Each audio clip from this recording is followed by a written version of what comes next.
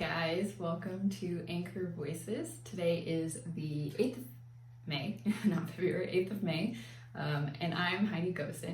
And for today's reading, there were three different passages from Mark, Proverbs, and 1 Samuel, but I wanted to focus on the passage from Mark, and it's Mark 7:31 through 8:31. And these passages, I don't know exactly what it is, but when I read them this time, I just found Jesus to be really funny.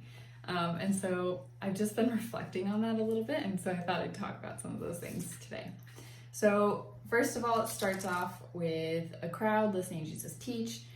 Before this, he had already fed the 5,000, very popular story. I'm sure there's a song we all grew up with, something about it, I can't remember now. 5 loaves of bread and 2 fish, the little boy brought them, and Jesus fed the 5,000. Well, now it's 4,000, and Jesus is preparing to feed them again. He says, can't send them home or else they'll faint. And so the disciples had some bread, so he again split it, and some fish, and he split it and fed all the people. And then after that, he was confronted by some Pharisees and just decided he didn't have time for that and got in a boat and left, which I found to be kind of funny. But then once he was on the boat, he was with his disciples, and I just wanted to read this part of it. So they're kind of talking about everything that's happened, and then one of them says, "It is because we have no bread." And then becoming aware of it, Jesus said to them, "Why are you talking about having no bread? Do you still not perceive or understand? Are your hearts hardened? Do you have eyes and fail to see? Do you have ears and fail to hear? And do you not remember? When I broke the 5 loaves for the 5,000, how many baskets full of broken pieces did you collect?" They said to him, 12. "And then 7 for the 4,000, how many baskets full of broken pieces did you collect?" And they said to him, 7. Then he said to them, "Do you not yet understand?" And when I first read this, I just could hear Jesus being really sassy. Do you not yet understand? All this bread from them and all this bread from them, we have 1 loaf, and you're worried about where bread is coming from?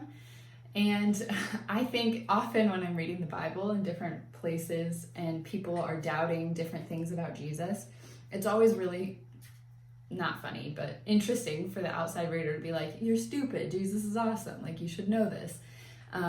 But then I realized, if I were a disciple on that boat, how many times have I seen God showing up time and time again, performing a miracle in my life, and then I'm still faced with the same problem, and I'm still like, "Oh no, we only have 1 piece of bread, what are we gonna do?" And so when I reread it again with that of inserting myself, it was amazing how instead I heard Jesus so full of love. "Don't you yet understand?" And I think that's because he has done that in my life time and time again.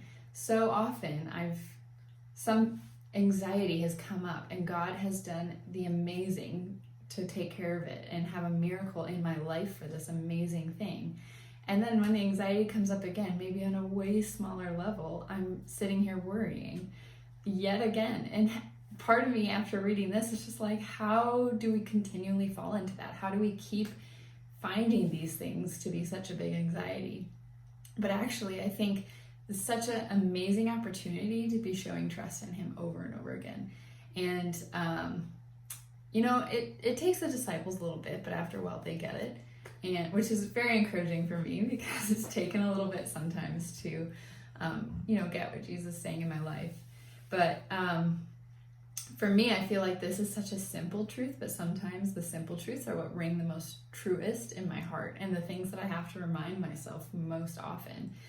Just because another thing that has come up in my life that is bringing anxiety doesn't mean God isn't going to show up again. Even if it's a way smaller thing than the first thing, he's going to still be there. If it's only 1 loaf of bread for 12 people, he still can be there to help them, as well as the 5,000. He can show up for us in the most minute situations as well as the grand things in life. And I found that to be such an encouragement during this time for me.